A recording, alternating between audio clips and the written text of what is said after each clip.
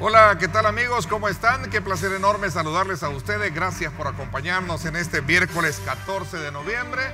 Vamos poco a poco marcándole el pulso a toda la actividad política electoral del país. Bienvenidos a esta segunda edición de su programa Los Protagonistas. Nos sentimos muy contentos, muy orgullosos.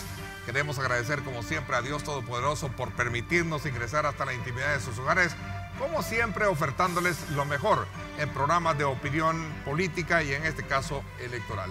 Hoy queremos medir con nuestros invitados los alcances que puede tener una propuesta presidencial para fomentar y dinamizar la economía del país, reconociendo que todavía hace falta conocer en un 100% un plan definido por parte de las fórmulas presidenciales.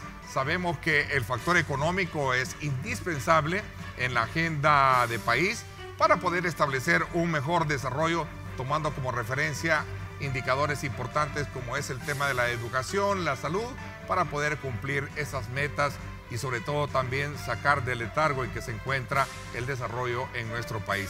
Ese es uno de los puntos fundamentales que vamos a desarrollar este día en esta nueva edición de su programa Los Protagonistas, y quiero darle la más cordial bienvenida a nuestros panelistas protagonistas de Tu Voto 2019 hoy en nuestros estudios. Nos acompaña Juan Pablo Fontán.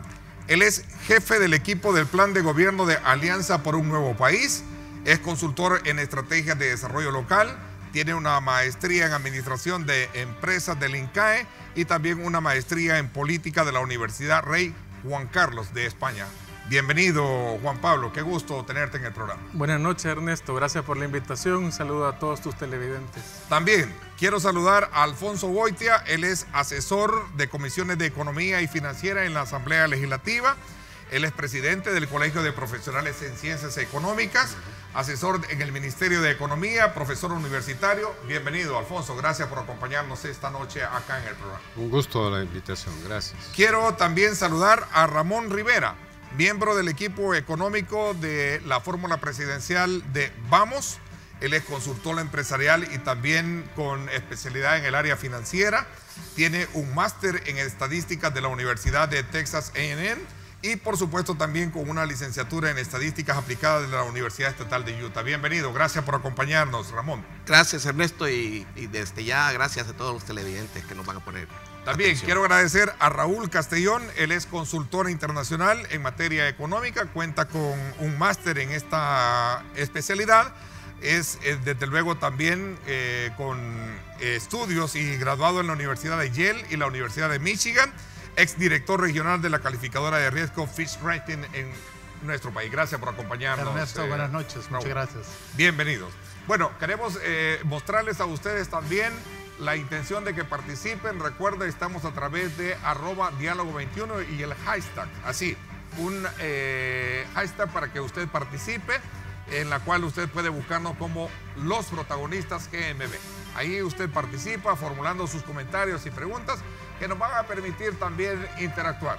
Nos interesa conocer desde luego la opinión de ustedes. Bueno, como parte de la modalidad en este segundo encuentro en el cual queremos conocer desde luego las impresiones que hay con relación a ese desafío que tiene la economía del país y sobre todo cuando estamos a 2 o 3 meses para poder definir quién va a dirigir la rienda de este país. Yo quiero plantearles la siguiente pregunta. Dice, ¿cómo encuentra la economía esta nueva elección presidencial? Yo quisiera que ustedes, como conocedores de la materia, como expertos en el tema, me pudiesen definir cómo creen ustedes que va a encontrar la economía una nueva elección que tome desde luego por decisión del electorado el próximo febrero que se elija el nuevo gobierno. A ver, vamos a comenzar aquí. Vamos a ver. Bueno, Ernesto, nosotros analizamos que la próxima fórmula presidencial que asuma el año entrante encontrará una economía deprimida, con un crecimiento por las últimas décadas del 2%, en donde no se logra romper el techo del 2, 2,5, 3% para poder tener una economía más dinámica. Segundo, creemos que es una economía, vamos a encontrar que no ofrece suficientes trabajos. Los últimos 3, 4 años, la cantidad de gente que ha absorbido el mercado laboral en empleo formal ronda alrededor de los 9.000 empleos formales al año, cuando la economía recibe alrededor de 55.000, 60.000 nuevas plazas de nueva gente que quiere entrar a la economía y que no tiene suficiente trabajo. Vamos a encontrar una economía con baja inversión nacional y extranjera, la economía salvadoreña con las menores tasas de inversión extranjera directa en Centroamérica, teniendo a Costa Rica punteando y Honduras tal vez yendo antes que nosotros. Vamos a encontrar una economía con una inversión privada de alrededor del 15%, cuando nosotros creemos que podríamos andar alrededor, con las condiciones que tiene nuestra economía, arriba del 20%, una inversión pública baja de alrededor del 2.5%, cuando podría andar alrededor del 4%, alguna baja en indicadores de competitividad y una preocupación que tenemos en la campaña es una economía con incertidumbre que pone un poco nervioso a los inversionistas. Nos encontramos, como todos sabemos, sin sala de lo constitucional, con un proceso de fiscal abriéndose y teniendo incertidumbre cuánto tiempo va a tomar elegirlo, y un historial reciente de gobierno con déficit, con historial de reciente de impago. ¿Verdad? Esas condiciones nosotros las sentimos que son, creemos que son condiciones complicadas y que así es como va a entrar la próxima fórmula presidencial. Así la recibe, así la recibe. Obviamente cada uno tiene también su aproximación para saber cómo se está preparando desde la perspectiva de cada uno de la representatividad de fórmula para poder enfrentar ese diagnóstico que tienen, independientemente si es de alguna manera positivo o negativo, ¿cierto, Juan? Es correcto. Okay. Es correcto. Vamos a ver. Alfonso, ¿qué piensa al respecto? Yo comprendo... Tomando como referencia la pregunta. Claro, yo comprendo las visiones de la oposición en esta perspectiva.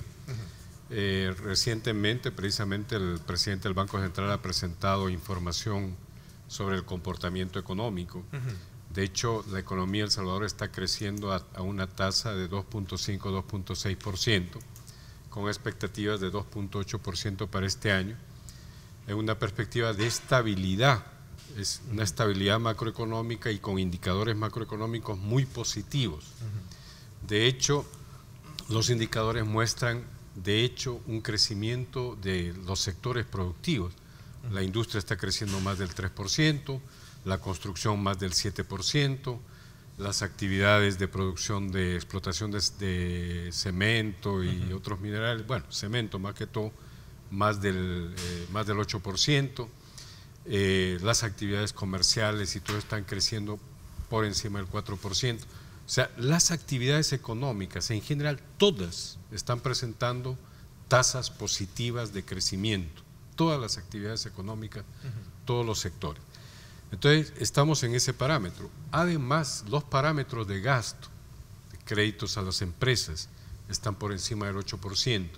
Crédito crédito doméstico a las familias está creciendo más del 4%, las remesas están creciendo más del 9%, la inversión pública está creciendo más del 30% en este periodo. Estamos hablando del semestre último con respecto al semestre anterior. Entonces estamos hablando de una economía que está creciendo, está estable, está en condiciones óptimas. El gran problema que tenemos es precisamente las debilidades que presenta en el marco de un manejo de acuerdos que resuelva la inestabilidad que provoca la oposición a las posibilidades de poder funcionar bien. De hecho, el problema, por ejemplo, de no aprobación del presupuesto o empezar a cuestionar el presupuesto, sabiendo que ese presupuesto es un presupuesto que es lo adecuado para el próximo año, pero la oposición, especialmente el Partido Arena, se niega a ayudar a la estabilidad. En el marco de inversión extranjera ha crecido el último año, mucho más que en los años anteriores. Ni aún en los tiempos de Arena se había tenido una tasa de crecimiento de la inversión extranjera como la que se tuvo el año pasado. ¿Significa, Alfonso, que el nuevo gobierno, el que elijan los salvadoreños, encontrará una economía diferente a lo que estábamos escuchando en los primeros totalmente días. distinta. De acuerdo, doy 10 segundos un poco para reacción de esa y luego entro muy también positiva. a conocer el punto de esto, ¿sí? Yo estaría de acuerdo con Alfonso en que podemos estar discutiendo el crecimiento entre el 2.5, el 2.7, claro, el 2.8%. Lo que nosotros, la fórmula presidencial de la Alianza por un Nuevo País se cuestiona es si el debate no debería de ser crecer al 2.5 o al 2.8, sino crecer al 5 o al 8%. En los 70 el país creció alrededor del 5%, en los 80 creció al 2%. En la primera década de los 90 creció alrededor del 6%. En las últimas décadas, digamos las últimas dos, hemos crecido al 2, al 2.5, al 2.8%. Sí, pero tiene que ver esencialmente con los factores estructurales y las limitaciones estructurales construidas durante el periodo de los 90 y la primera década de los 80, del 2000. O sea, durante la gestión de los gobiernos de Arena. La dolarización puso un límite. Las pensiones y las privatizaciones pusieron otro límite. La apertura externa puso otro límite. La desregulación puso otros límites. O sea, se construyeron los límites y no se empujó la dinámica de desarrollos territoriales, resolver el problema de pobreza, desigualdades. O sea, todo eso viene latente desde los periodos esos. Entonces no se resolvieron. Y adicionalmente se metieron otros factores que han generado más problemas al problema de competitividad del país. Ok, Ramón, ¿cómo encaja, digamos, esa visión que plantea, en este caso, la fórmula de Vamos, que está también participando en este proceso electoral? Sí, bueno, nosotros vemos que el próximo gobierno va a encontrar una economía realmente estancada y ante grandes retos para los próximos años. Como bien decían ya los que me antecedieron, la economía va a crecer 2.5, pero sin embargo sigue siendo la economía que menos crece en la región, únicamente ahora superado por Nicaragua, dada la crisis que está viviendo, ¿no? Y para el próximo año el Fondo Monetario ha proyectado un crecimiento de más o menos eso, un 2.5 por ahí. ¿Y eso es positivo o es negativo si lo queremos ver en una tasa estándar de crecimiento que han tenido las economías en América Latina? Nos estamos manteniendo en las tasas, digamos, que hemos tenido en los últimos años, pero no es suficiente realmente para las necesidades del país, definitivamente. A ver, Raúl, como también tú entras y ya les doy la palabra también, porque sé que este es lo importante de la democracia y eso es lo que buscamos precisamente acá, con los protagonistas, ¿no? Bajo esa, digamos, respeto mutuo y de altura que tienen ustedes para poder, como especialistas en el área económica, debatir esto. A ver, Raúl, ¿qué piensas tú? Sin duda, tratando de añadir un poco a lo que ya se ha comentado, creo yo que a nivel económico tenemos unas debilidades estructurales importantes que lamentablemente no están siendo discutidas, creo yo, por ninguna de las fórmulas. Dentro de una agenda política de elecciones, lamentablemente tocar las reformas estructurales que el país requiere puede costarte la elección. Y uno tiene que estar claro en eso, porque resulta ser que crecer, es cierto lo que dice Alfonso, el crecimiento económico promedio general durante los gobiernos de Arena es menor significativamente el crecimiento económico que se ha celebrado recientemente durante el gobierno del Frente Farabundo Martí. El tema es que las debilidades estructurales que permiten la creación de mayor riqueza y mayor empleo no han sido superadas de manera drástica y determinante. Así que a largo plazo, yo estoy viendo el día 3 de febrero o el 4 de febrero, cuando esté ganando cualquiera que gane, al siguiente día va a decir algo, va a decir, unámonos todos, quien quiera que gane, va a decir, unámonos todos, somos un solo país, construyamos una visión. Bueno, el tema es este es el momento para estar construyendo esa visión. Y creo yo que nos hace falta entrar en una discusión de las verdaderas reformas que va a permitir al país lograr un desarrollo económico y social drásticamente diferente de lo que hemos logrado. A ver, 40 segundos, Alfonso. No, yo estoy de acuerdo con eso. O sea, realmente necesitamos entrar a un cambio en factores estructurales que limitan el crecimiento. Ya hemos identificado muchos de esos que tienen que ver con factores territoriales, el problema de dolarización, el problema de desigualdades, el problema de los niveles de pobreza, las limitaciones a la generación de empleo. Todo eso está planteado. Tenemos y que entrar a particularmente fondo. un acuerdo del país sobre eso. Y especialmente la oposición. Ramón, 10 segundos también. Okay. Sí, en ese sentido, sí, es obvio y estoy de acuerdo precisamente con lo que decía Raúl, que necesitamos realmente entrarle a más profundidad a las reformas que son necesarias para que el país tenga viabilidad desde el punto de vista económico y fiscal. Y este es algo que el nuevo gobierno, cualquiera que sea electo, va a tener que afrontar desde el primer día, y ese es que necesitamos urgentemente, por ejemplo, una reestructuración de la deuda, que ya ronda el 70% y que según las estimaciones del Fondo Monetario van a seguir por los próximos años más o menos en esos mismos. O sea, un tema de la deuda del país que entendería yo muy pocos quieren de alguna manera entrarle muy en serio a ese tema, a discutirlo, sobre todo por las implicaciones que esto tiene en materia de ajustes económicos. No me crean a mí, son ustedes los que lo han dicho cuando le hemos repasado. A ver, Juan Pablo, ¿qué piensa para sumar y cerrar un poco este ciclo de esta primera intervención? Porque quisiera de alguna manera encontrarle sentido a la respuesta primera, sobre todo cuando se trata de la segunda respuesta. ¿Cuáles son los retos? Esta es la primera, ¿cómo se encuentra la economía en esta nueva elección? Y tenemos la segunda, que es ¿cuáles son los retos que tiene el país en materia económica? Aquí está, ¿verdad? Que esto es lo que de alguna manera tiene. A ver, Juan Pablo. Sí, yo me alegro coincidir con la mesa que la discusión no puede ser estéril. Pero más que estéril, Ernesto, la discusión no puede ser si crecemos medio punto porcentual más o no, sino que tenemos que ver algunos elementos estructurales de nuestro modelo de desarrollo.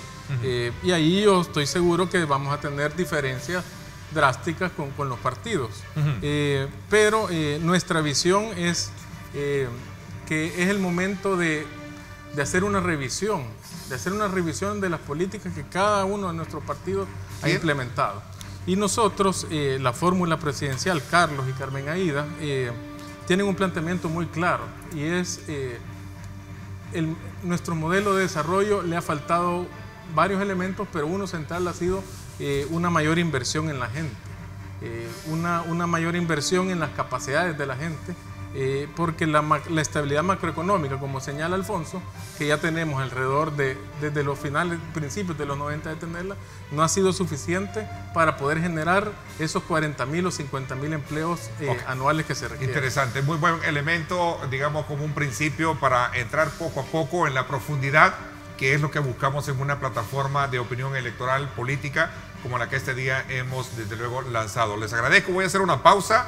Desde luego agradeciéndole a ustedes a que nos acompañen, por siempre vamos a presentarles a ustedes los diferentes ángulos de cómo se percibe el tema de desarrollar la economía, partiendo de las medidas que se están abordando en esta mesa. Nos vamos a la pausa, desde luego, como siempre, recuerden, escríbanos, nos interesa conocer la opinión de ustedes. Estamos a través de Canal 21, enlazados con nuestro canal hermano, Canal 19. Esto es Grupo Megavisión, ofertándole, como siempre, lo mejor en programas electorales.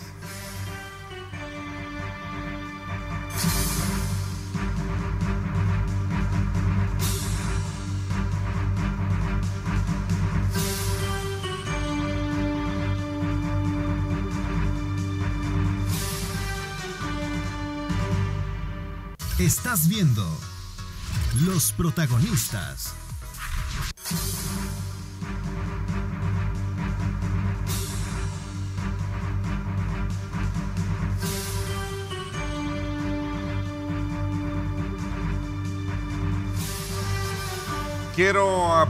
Queremos también aprovechar a usted, hacerle la invitación para que pueda también compartir nuestra señal que está a través de las redes sociales. Estamos en Twitter, estamos en Facebook, para que usted también pueda compartirla con sus contactos y de esta manera también poder interactuar con todos ustedes y poder participar formulando sus comentarios y preguntas a este programa y especialmente a este tema que es fundamental tenerlo presente en esta campaña electoral. Se trata de saber cómo la economía del país va a ser un punto elemental en la agenda del nuevo gobierno que los salvadoreños elijamos a partir del mes de febrero.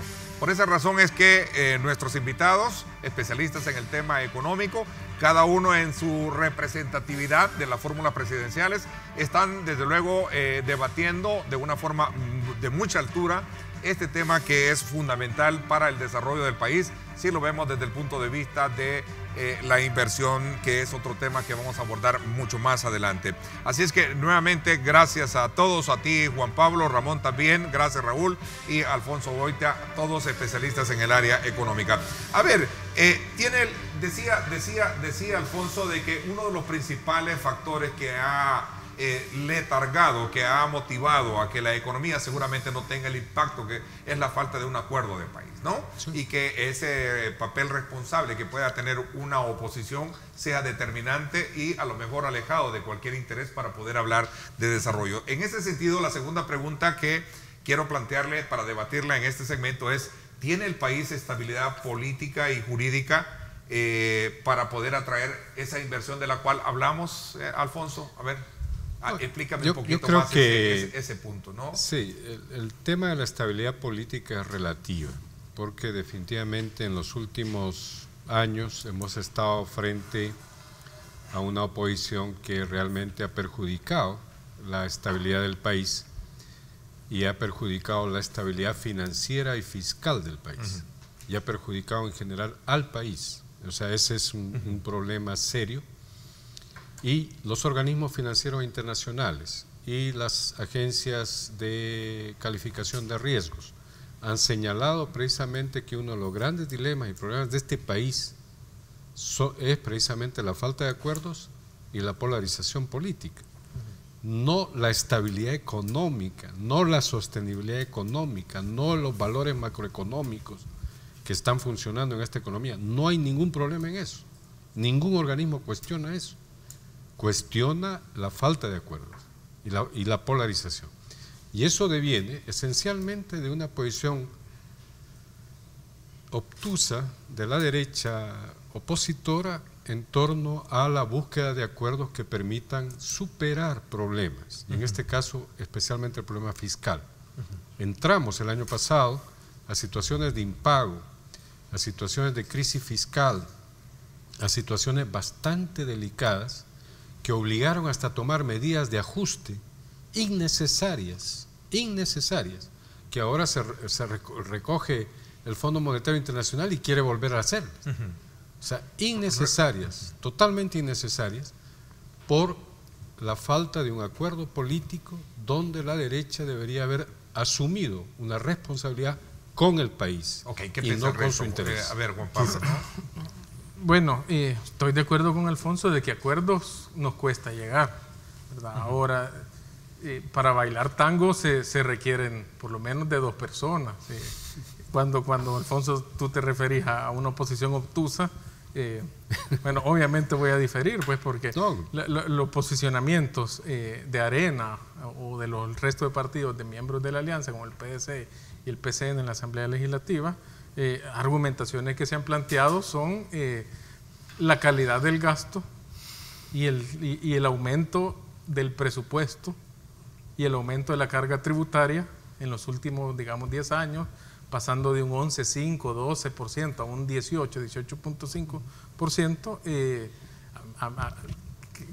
que se le diga a la oposición que es obtusa por señalar incrementos de gastos en donde no estamos seguros que el nivel de endeudamiento público es el mejor camino, llegando a niveles arriba del 70%, ahí pues yo diferiría absolutamente. Pues estoy de acuerdo que no vamos a estar, que no nos baja la razón en todo, pues, pero ese punto esencial que ha sido la oposición, decir se está gastando demasiado en este país y los servicios públicos no están mejorando, pues ese para mí sería uno de los puntos centrales de nuestra oposición. Pero quizás, Juan Pablo, yo difiero un poco en el tema de que las discusiones y esa dicotomía que hemos tratado de mantener izquierda y derecha definitivamente ha producido un estancamiento que ya no debe seguir, y es más, ya es injustificable. Hoy vemos al Partido Arena proponiendo la creación de más burocracia, mientras que el Partido del Frente está vendiendo acciones del Estado. vemos a un partido Arena que está tomando medidas de política proteccionista hacia ciertos sectores, como lo es la agricultura, y vemos a un partido del frente abriendo mercados. Entonces yo creo que es importante lograr superar y el aparecimiento de un nuevo partido político que tiene una probabilidad de ganar alta, por lo menos a nivel de encuesta, comienza a dejar por fuera esa puja entre la derecha e izquierda y comienza a cuestionar nuevos programas. Y yo creo que es importante que la población encuentre en los diálogos no el mismo concepto de es izquierda, nos vamos a hacer socialista, o es derecha y nos vamos a hacer totalmente de mercado. Creo que ya ahorita estamos entrando en un nivel de pragmatismo en las decisiones de política pública. Juan Pablo. Yo diría que bueno, o sea, Raúl, tú lo planteas como que Gana no fuera parte de las negociaciones y de las discusiones del presupuesto en la Asamblea Legislativa. Uno de los elementos que nosotros en el último presupuesto insistimos es que no podían ir más fondos públicos discrecionales a ONGs. A ONGs en donde no es necesariamente nuestro partido el que ha salido más señalado en ese tema. Entonces es fácil decir, esta es una polarización entre extremas. No, cuando tu partido ha sido parte de esos señalamientos que nosotros hemos hecho, que uno de los elementos centrales es de nuestra oposición, que no es una oposición obtusa, sino que es una oposición por el elevado aumento y despilfarro de gasto que ha tenido el presupuesto del país. Yo estoy de acuerdo con Juan Pablo en el sentido de la preocupación que debe existir en torno al gasto. El gasto tiene que ser un gasto eficiente, tiene que ser un gasto que tenga impacto positivo de cara al crecimiento y al desarrollo del país, a la solución de los problemas sociales. Y en eso hay que ser vigilante.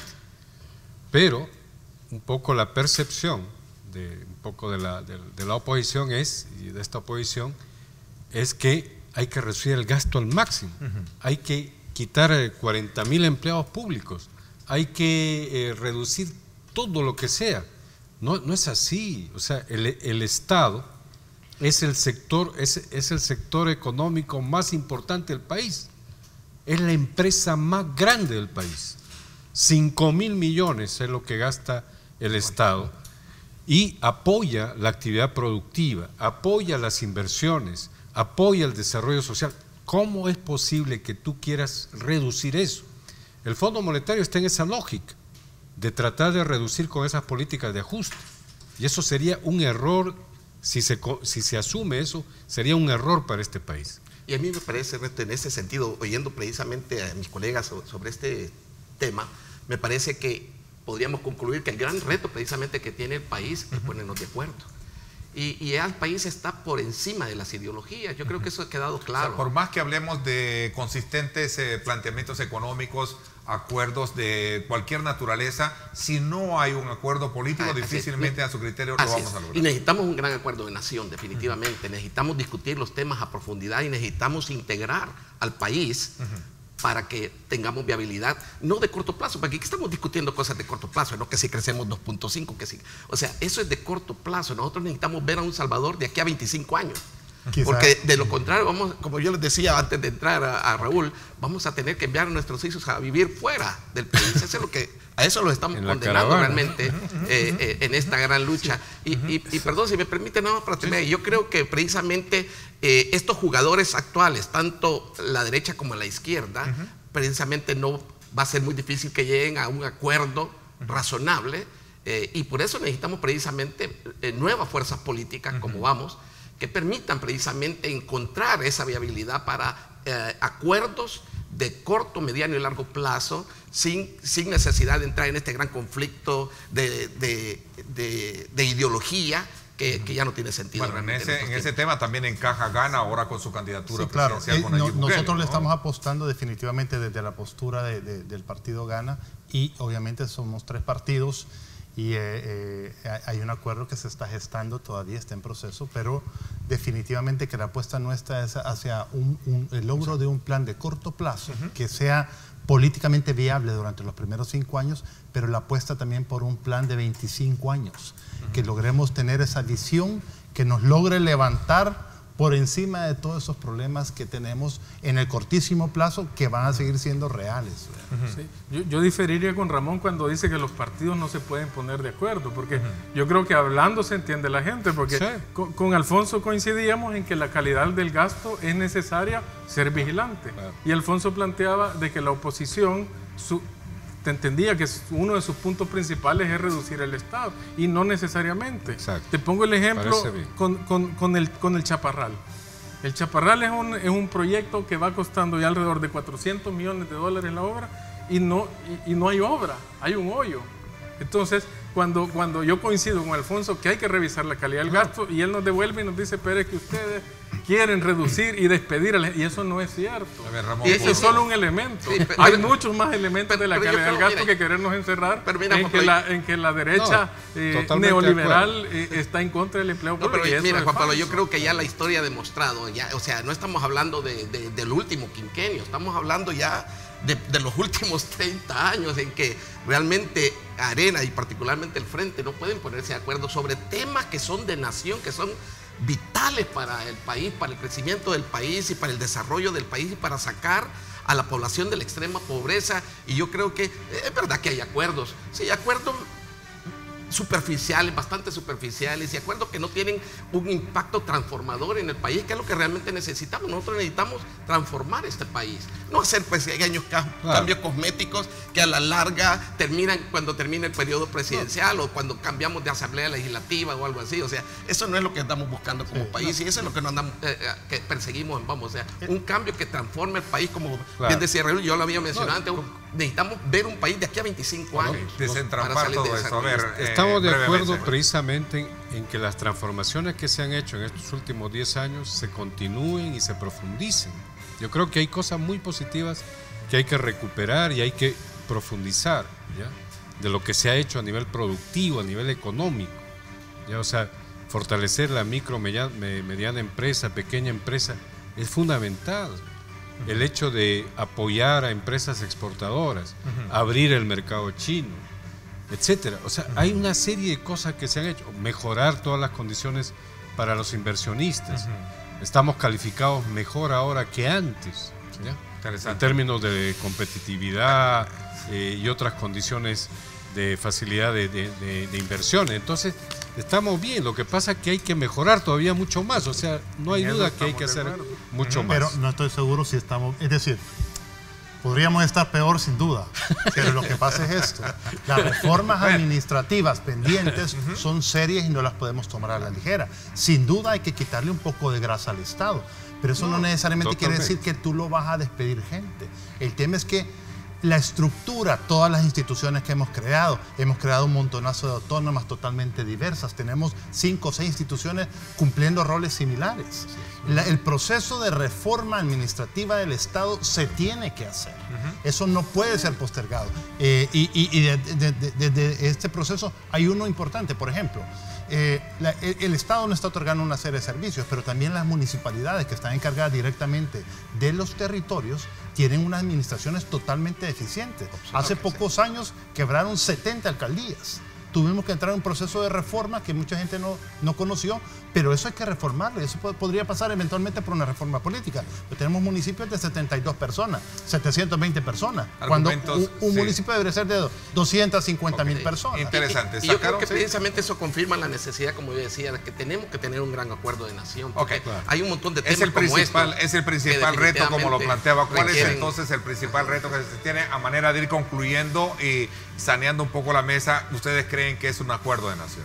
Y eso visto no desde el ángulo político, porque aquí yo he escuchado más planteamientos de carácter económicos, ¿verdad? Como especialistas que son, y eso es, desde luego, tiene un valor bastante, digamos, muy importante a la hora del electorado, de tener bien clara, digamos, cuál es esa estabilidad política y jurídica que debe de tener el país para atraer nuevas inversiones. Tú hablabas de China, ¿no? Tú hablabas de China. Sí. Voy a presentarles esta pregunta de China, que me parece que es interesante también colocarla. ¿Qué expectativa tienen ustedes como economistas frente a la apertura política y comercial con China? Porque hablamos de nuevas inversiones, hablemos de cómo empujar, cómo desarrollar esta economía, ¿cierto? Vamos a hablar de esto, desde luego, cuando regresemos. Como siempre, dándole a ustedes la participación oportuna. Este es Grupo Megavisión, siempre a la vanguardia en programas electorales. Recuerde, nuestro hashtag está ahí disponible, es #Los Protagonistas GMB. Escríbanos, ahí está. Nos interesa conocer la opinión de ustedes.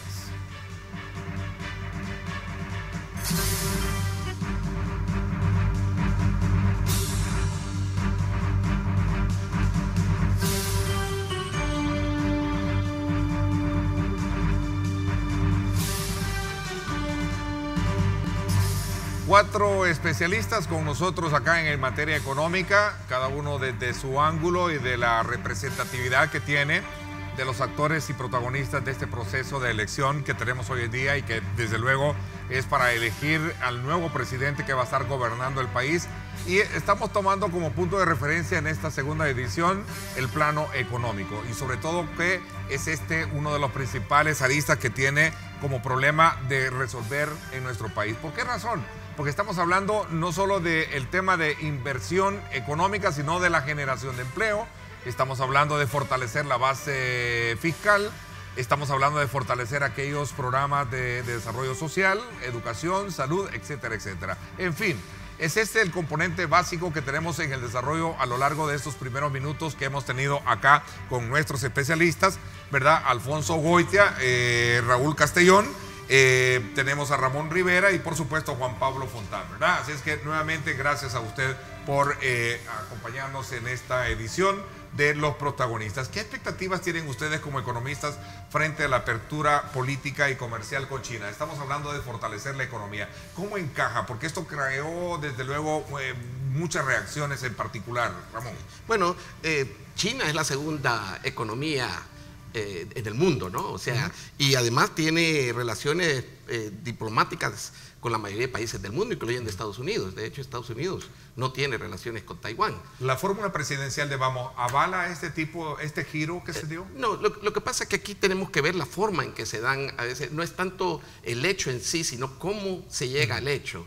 Y yo creo que lo que hemos, de alguna manera, lo que hemos estado comentando y argumentando es que, digamos, que no hubo transparencia en las negociaciones, que definitivamente no sabemos a ciencia cierta qué es lo que se ha acordado con China y a dónde nos va a llevar esta relación, contra una relación con Taiwán, que ya era una relación de muchos años, donde ya sabíamos exactamente qué tipo de relación y qué tipo de beneficios teníamos de esta relación con Taiwán. Entonces yo creo que el tema ahí no es si China o no China, sino cómo es que llegamos a esta relación con China.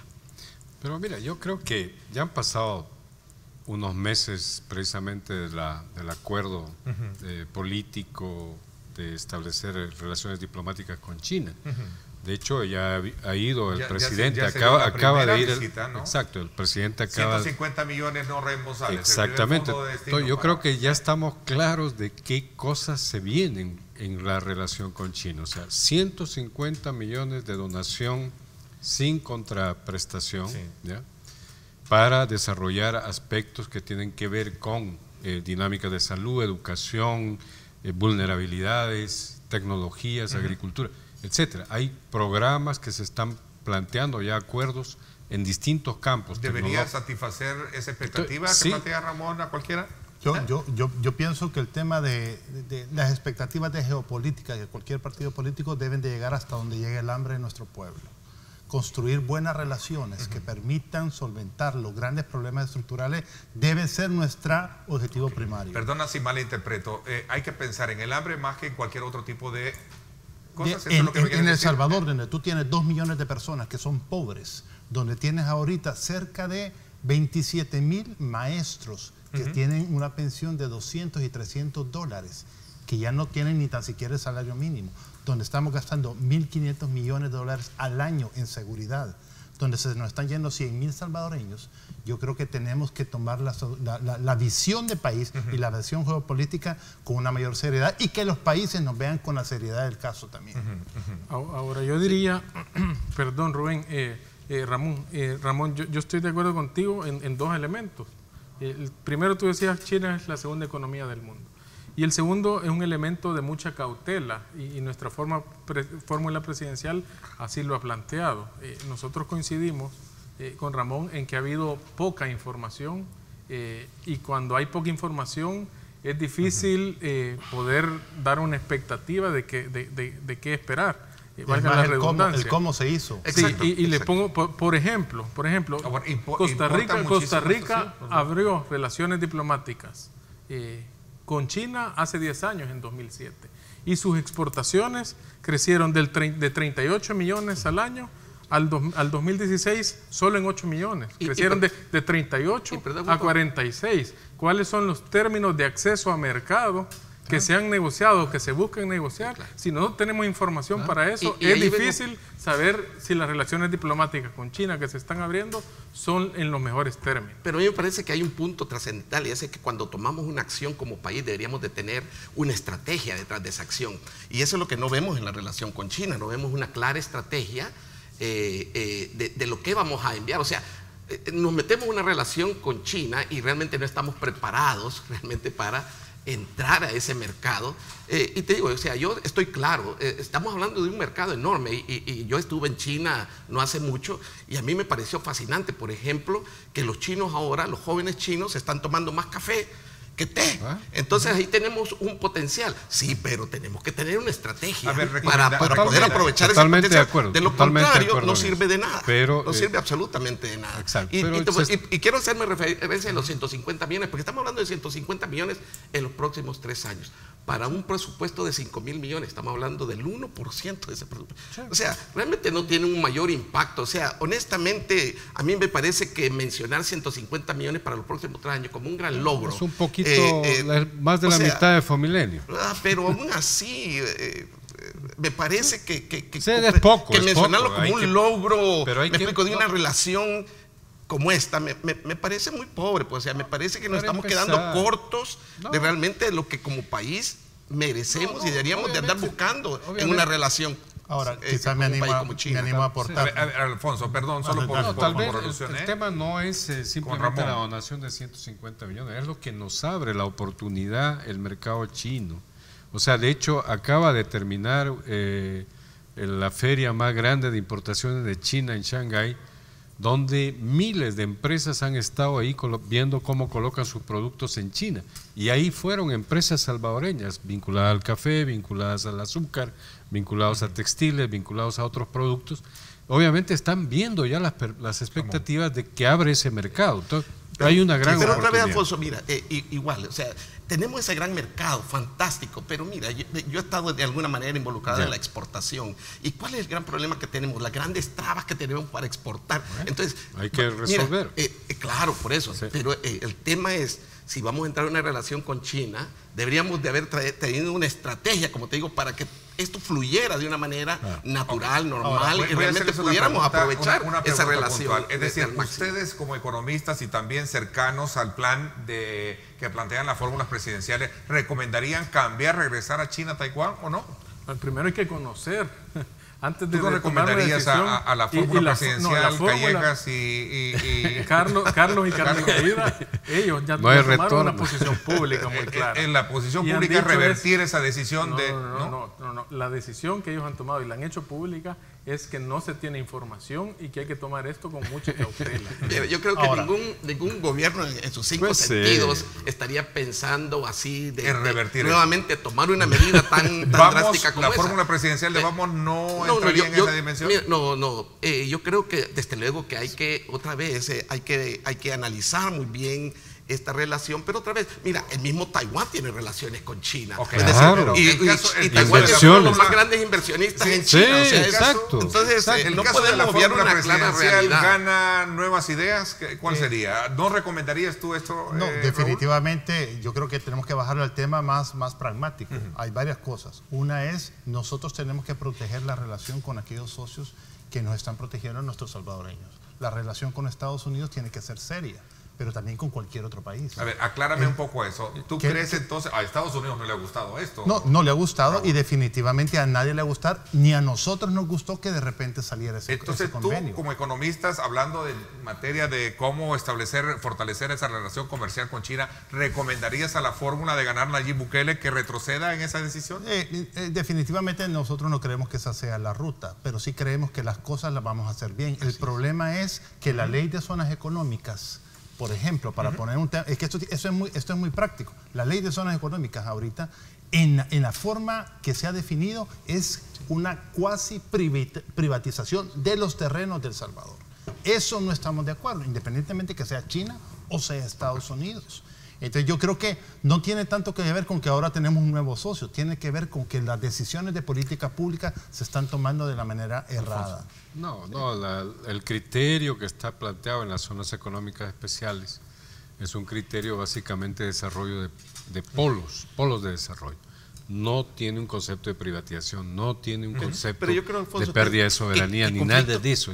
Mira, yo ese creo es que un conflictos juego. como estos se dan porque no ha habido una participación. O sea, yo no ha creo habido, que eso puede ese ser. Es un tema, ¿verdad? Que nos Eso imponen, me explico, nos imponen como país, nos imponen. Pero la ley está planteada y se puede discutir. Está bien, pero el tema es eso, que mientras más integración haya de los diferentes sectores del país, esto va a ser más viable. Y yo por eso decía que el tema aquí no es si China o no China, sino la transparencia precisamente en esa relación. Como digo, aquí el tema, yo creo que todos estamos claros del potencial que representa China y claro, tenemos aquí un tema y yo estoy de acuerdo con Raúl que no podemos disminuir la importancia de nuestra relación con Estados Unidos y el hecho que tenemos que velar de que esa relación se mantenga en los términos más favorables. Pero, estaríamos esperando entonces que Estados Unidos también rompiera relaciones con Panamá y con Costa Rica y con cualquiera que abra relaciones con China. Yo no creo que tampoco Estados Unidos está en esa posición y por lo tanto yo creo que lo que sí amerita cualquier gobierno que llegue es sentarse realmente a hacer un análisis de esta relación y desarrollar realmente toda una estrategia para sacar el provecho. También que hay otro tema también importante que es de soberanía, ¿verdad? Porque recordemos que aquí hay intereses ¿Por qué introducir el tema de soberanía? Entiendo hasta ahorita, ¿puede venir China a ocupar un territorio? Bueno, yo me imagino que algún interés. De hecho, China ha mostrado interés, por ejemplo, en el canal de Panamá antes, ya hace algunos años, y en crear un canal seco a través de China. O sea que sí hay intereses geopolíticos muy importantes que tienen que ver con la economía también. Yo creo que China tiene un interés geoeconómico, igual que estamos en este marco globalizado del mundo. China es parte de la competencia mundial y obviamente ubicarse en Centroamérica, no solamente con la relación en El Salvador, sino que en República Dominicana y Panamá y Costa Rica, está buscando cómo se acerca al mercado norteamericano para competir mejor en ese mercado, ¿me entiendes? Entonces, claro, para los norteamericanos es un problema. Ok, interesante. Es un problema de globalización. Raúl, ¿puede China fomentar desarrollo en el país? De hecho, sí lo puede hacer. De hecho, la apuesta es qué hacemos nosotros con los nuevos socios que aparecen. Si nosotros presentamos un plan de desarrollo de país, por ejemplo, yo siempre hablo de las 400.000 manzanas que tenemos ociosas y son de perfil productivo. Si nosotros vendemos un proyecto de desarrollo, crear grandes reservorios de agua, un plan de desarrollo agrícola real que no lo hemos tenido, y viene y se les ponemos a cualquier gobierno, puede ser el alemán, puede ser el ruso, puede ser Estados Unidos, cualquier país que se quiera comprometer con el desarrollo del país. Bienvenido. Debe ser. Pero mira, Ernesto, yo creo que, yo insisto, hablar sin detalle es hablar un poco irresponsable desde el punto de vista económico, porque cualquier política exterior de un país tiene que responder a los intereses de su país. Eso creo que estamos todos de acuerdo ahí. Y en Costa Rica, por ejemplo, el déficit comercial en la última década pasó de los 700 millones a 2.100 millones. El déficit comercial después de abrir relaciones diplomáticas con China. Entonces, ¿cómo podemos? Si tú me preguntas cuáles son las expectativas sobre las nuevas relaciones con China, no las podemos discutir si no tenemos más información. Voy a ser más concreto en ese planteamiento que tú estás haciendo con una pregunta. ¿Puede tu fórmula presidencial con el ofrecimiento de los 300.000 empleos a crear China contribuir para eso, a tu criterio? hay que conocer cuáles son los términos que se están platicando con China. Cuando decimos cuáles son los términos de acceso al mercado es cuáles son los aranceles que nos están bajando los chinos para nosotros poder llevar nuestros productos y qué oportunidades, como dice Ramón, qué oportunidades se nos están abriendo dadas las capacidades económicas que tenemos en el país. Económicamente, pero necesitamos cualquier país puede contribuir. Tú tienes que tener el valor. Yo entiendo la decisión política, pero económicamente sabemos que todo socio puede contribuir. ¿Cuál es el reto? Todos queremos los 300.000 empleos que anda proponiendo tu candidata. El tema es este. El estudio que acaba de publicar Banco Mundial indica que con 10 millones de dólares de inversión se pueden crear una cantidad de empleos, 300 del sector manufactura. Pero si tú querés tecnológicos, tú estás ofreciendo 50.000, tu candidata anda ofreciendo 50.000 empleos en el sector tecnológico. Eso cuesta, según la tabla de medición del Banco Mundial, 30.000 millones de dólares de inversión. Te pregunto, ¿cuánto ha invertido cualquier país en El Salvador para el desarrollo? Ninguno ha invertido eso. Entonces, vamos a necesitar a todos los amigos de todos los países que nos ayuden a sacar El Salvador. El Salvador y nuestra gente es la ruta. Ok, interesante. Colocando en perspectiva de ustedes, televidentes, temas fundamentales como el que estamos abordando, nos vamos a hacer una pausa comercial. ¿Cómo impacta el problema fiscal en esa visión de desarrollo que ustedes tienen? Aquí hay un problema fiscal que también es necesario abordarlo. Esta mañana, por cierto, también conversaba con especialistas en el tema de fondos de inversión, que me dejó un poco atónito también con el tema de las pensiones, que creo que hasta este momento yo no lo he escuchado así de manera muy contundente en las propuestas de debate que tienen los candidatos presidenciales. Pero bueno, esa es parte de lo que vamos a seguir desarrollando en lo que resta de nuestro programa. Nos vamos a la pausa. Gracias a usted por estar con nosotros. Nos sentimos muy complacidos de que usted participe, interactúe con nosotros a través de nuestro hashtag Los Protagonistas GMB. Escríbanos, estamos a través de @diálogo21. Nos interesa conocer la opinión, nuestra señal también en Twitter y en Facebook para que usted pueda compartirla con sus contactos. Ahí estamos.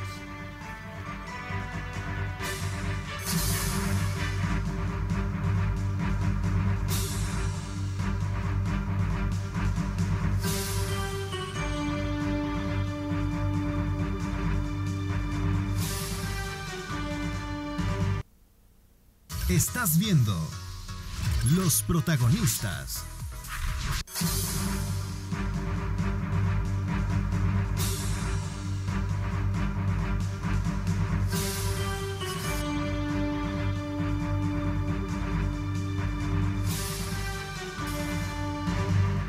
Vamos a este cuarto segmento de Los Protagonistas, Tu Voto 2019. Un esfuerzo de Grupo Megavisión marcándole el pulso a toda la actividad política electoral del país y que nos permite desde luego conocer cuáles son los planteamientos que están haciendo los protagonistas para que los salvadoreños puedan tomar sus propias decisiones el día de las elecciones. Por esa razón hemos planteado en esta segunda edición el tema económico, es decir, la base y la ruta del desarrollo que va a llevar a los candidatos a poder mostrar qué es lo que pretenden hacer para sacar adelante la economía del país. Vamos a entrar desde luego a otro elemento muy importante que creo que es necesario colocarlo en la mesa de ustedes para discusión y tiene que ver precisamente con el tema fiscal. Esta pregunta que voy a presentarles dice de la siguiente manera: ¿cómo impacta el problema fiscal en esa visión que ustedes están planteando de desarrollo local? A ver, veamos. Determinante. Definitivamente la perspectiva para el próximo año es que vamos a estar necesitando por lo menos 1.400 millones de dólares, que es déficit. Ok.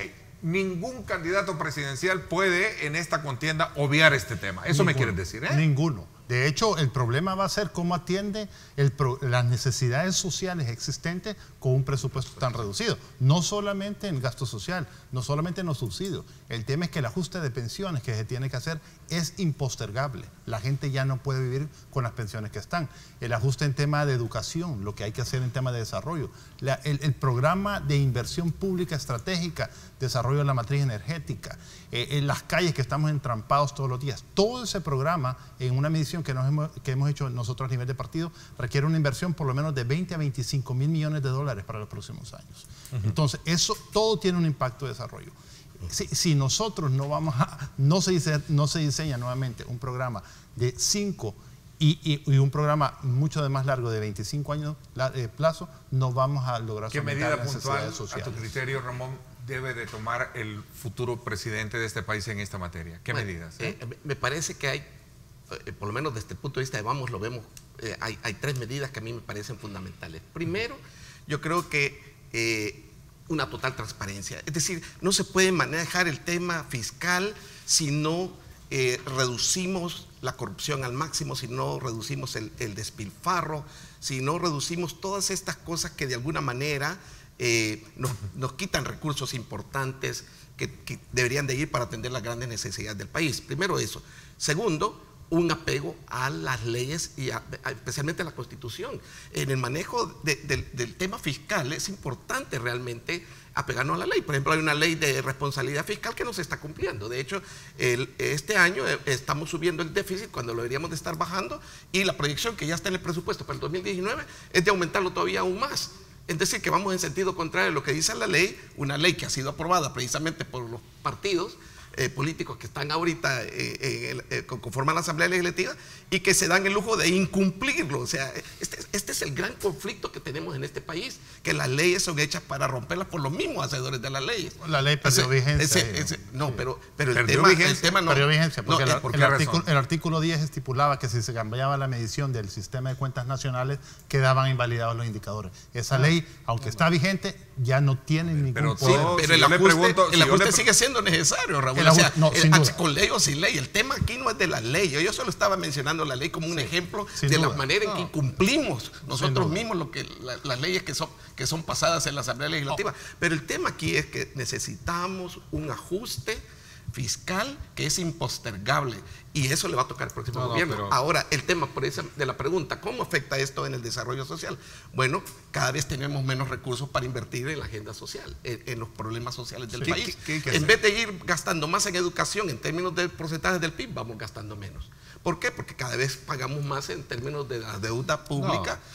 Bueno, eso no lo digo yo, lo dice precisamente las estadísticas de los El presupuesto de este año presenta incrementos importantes en salud, en educación, en infraestructura para obras públicas. En términos de porcentaje del PIB, ¿no? Totalmente. Y estamos hablando de que queremos invertir hasta 7% del PIB. Vamos en sentido contrario.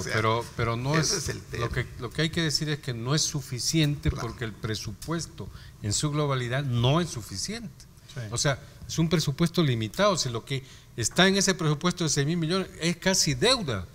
Una gran parte son deudas, que son lo que se planteó, que todo debe ser transparente y tiene que aparecer ahí. Entonces ahí aparece toda la deuda. Como no quisieron aprobar los bonos anteriormente para salir de esa deuda, ¿ya? O sea, para reestructurar la deuda, entonces obviamente aparece en el presupuesto. Esa es la desgracia. Precisamente es la falta de acuerdos, ¿ya? Políticos. Ahora, ese es un gran problema. Yo en este tema siempre he creído que cuando se discute el fiscal ponemos la carreta antes que los bueyes. Porque tú decís, Alfonso, se necesita más. Claro. Pero yo creo que la discusión que nunca se tiene es: ¿se necesita más para qué? ¿Y hasta dónde queremos llegar? ¿Queremos llegar al 5% del PIB en educación? ¿O al 6%? ¿O al 4% como lo tiene Chile y lo tiene Uruguay? Es Bolivia el que tiene el 6 o 7% en Latinoamérica, que sube un poco el promedio, pero Chile y Uruguay, que son ejemplos de cómo han manejado el sistema educativo, no llegan necesariamente al 6%.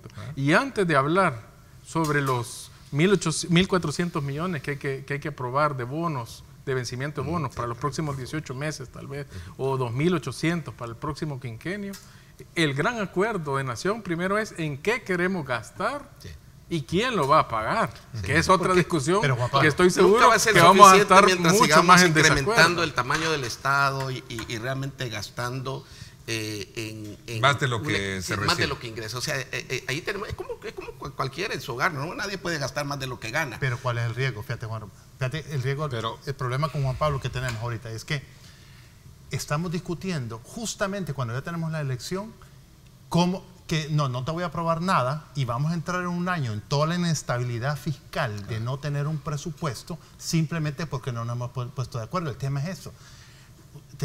Arena tiene 10 años de estar en la Asamblea Legislativa. ¿Cómo es posible que no nos hayamos puesto de acuerdo en los pasados 10 años? No, queremos ponernos de acuerdo en los 2 meses. Entonces el tema es esto. Desde el punto de vista del partido GAN hay 2 grandes apuestas. El plan de gobierno se está enfocando en lograr un crecimiento económico de amplia base.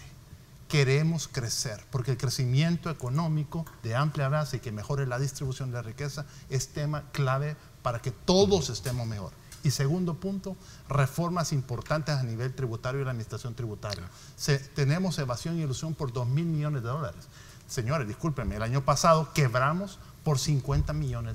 ¿Puede esta noche sacarse un compromiso de ustedes para que los candidatos presidenciales opten por revertir esa digamos, cifra que me parece que es espeluznante? Sin duda, de hecho se va a presentar en su debido tiempo. ¿Gana con su candidatura? ¿Va dentro de esa propuesta? Traemos un programa serio de reformas en administración tributaria. Arena y los partidos coaligados. Nosotros nos preocupa que en los últimos 10 años se han subido $2.000 millones al presupuesto y los resultados en educación, salud y seguridad no han subido en esa misma proporción. A ver, no, totalmente en desacuerdo con ellos, porque no es factible. O sea, mira, en este periodo de 10 años se ha hecho mucho más en la salud, educación y en otras áreas sociales que nunca antes en la historia de este país.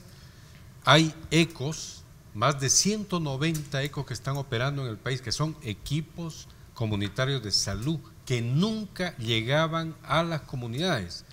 Hay más clínicas, hay más hospitales equipados, etcétera, etcétera. O sea, si tú ves los logros que hay en salud, es más, los organismos internacionales de salud reconocen a El Salvador ahora mucho mejor, cerca de los niveles de salud de Cuba en términos de la asistencia a la gente. O sea, estamos en niveles totalmente diferentes. Lo mismo pasa en educación. Esos programas sociales en educación han resuelto un gran problema de ausentismo de la gente. Juan Pablo. Yo solo diría 2 cosas, Alfonso. ¿Estarías tú de acuerdo en que la carga tributaria en los últimos 10 a 15 años aumentó sustancialmente? Claro. Y tenía que aumentar. 11.5 al 18%. Tenía que eso es así. Son 2.000 y pico pero lo ven millones de mal, dólares. Porque la meta, nuestra meta es pero la pregunta es, estamos arriba. De hecho, la pregunta es si el salvadoreño que nos Centroamérica está viendo siente la diferencia en esa misma proporción que ha subido. Porque cada dólar que se le quita a un salvadoreño en impuestos o a un empresario de cualquier tamaño es una restricción que tú le estás poniendo al libre uso del dinero que él tiene. Yo lo que estoy diciendo, y nosotros no estamos de acuerdo en que haya subido los ingresos, lo que estamos cuestionando, y es para lo que nosotros aspiramos llegar a la presidencia de la República el próximo año, es para revisar ese aumento sustancial que ha habido, y que no es cierto decir que hace falta más plata necesariamente. Interesante, nos vamos a la pausa comercial, la última, que nos va a permitir también ligeramente darle un paseo a los diferentes ángulos y puntos de vista que han planteado nuestros protagonistas esta noche en este programa. Por esa razón, gracias mil por estar con nosotros a través de nuestra señal, Canal 21, Canal 19 y por supuesto también a través de las redes sociales. Nos vamos a la pausa y volvemos con más.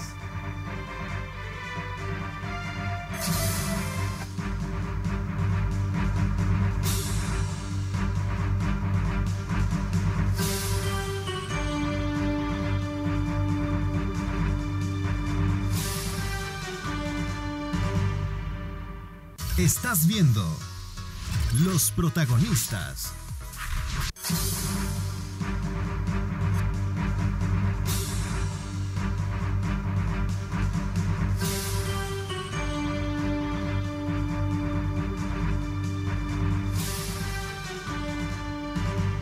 Bueno, gracias nuevamente por estar con nosotros. En nuestro reloj son las 9 de la noche con 22 minutos.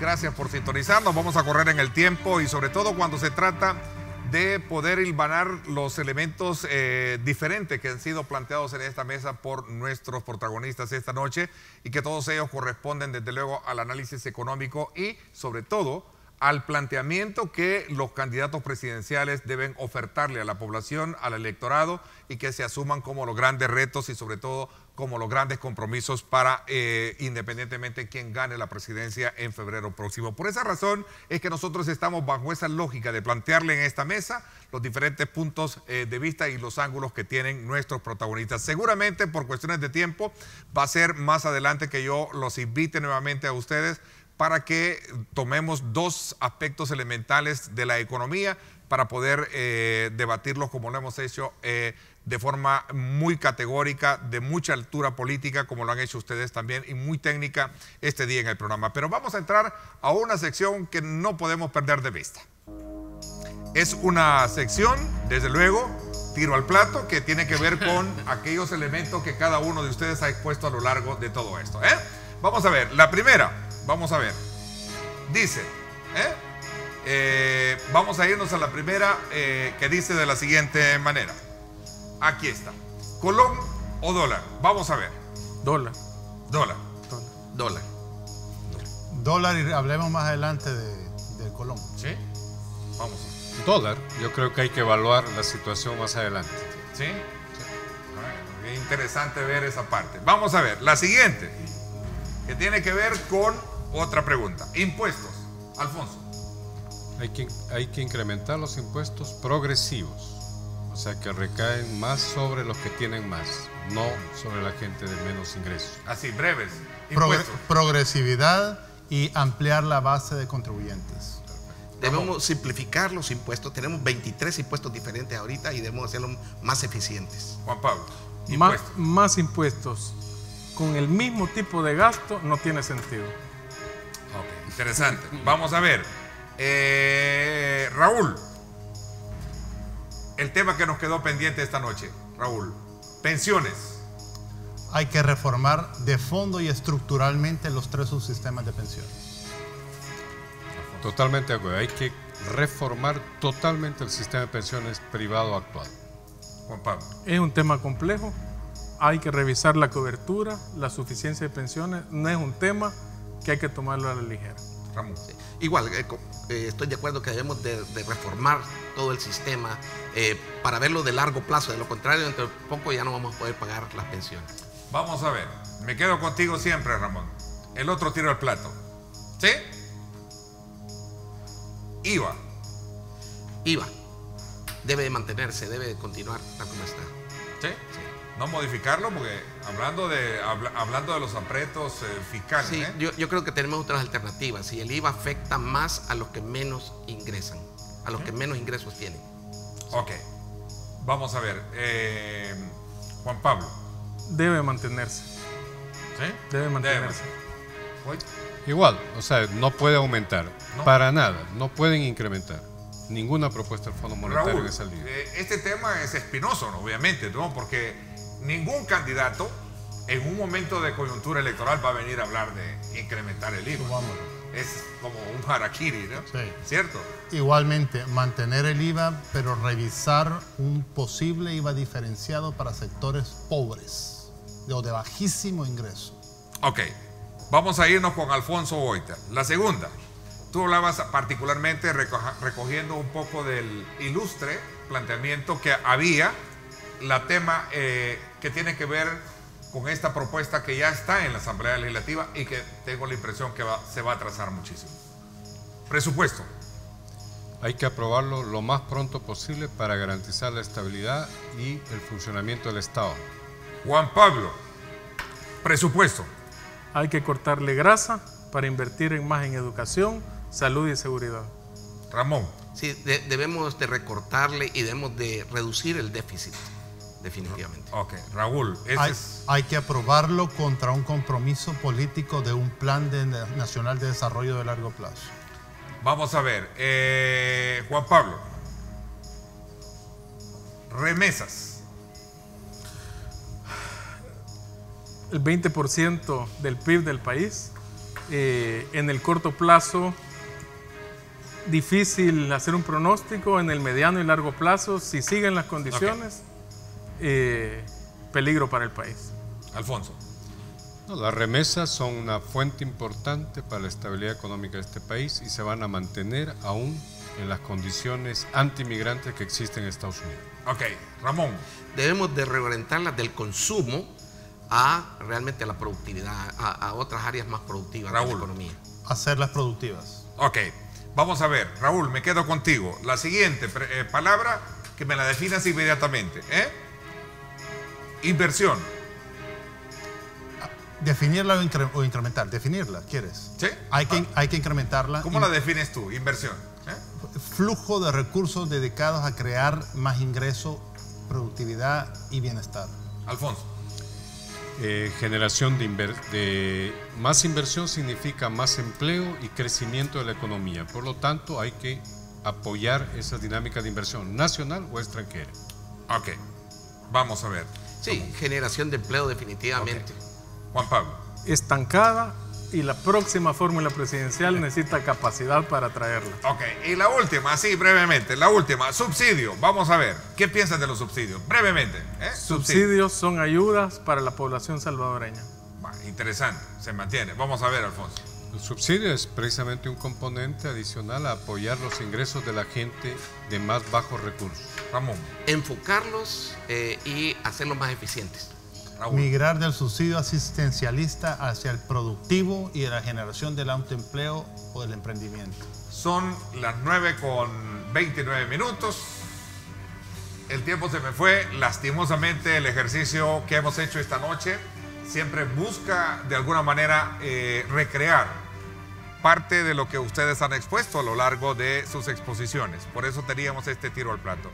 Quiero, a nombre de todo nuestro público, agradecerles por habernos acompañado, reconocer la altura, la madurez que tienen cada uno de ustedes, aún con sus diferencias y su postre ideológica, política, lo que sea, para poder debatirlo como lo han hecho de esta forma esta noche. Quiero particularmente reconocérselos y desearles muchos éxitos en ese trabajo profesional que tienen para poderle fortalecer la base de propuesta de los candidatos presidenciales. Quiero agradecerte a ti, quiero agradecerte, Juan Pablo, como responsable del área económica, social, de la fórmula que lleva precisamente el partido de coalición, Arena, PDC, PCN y también Democracia Salvadoreña.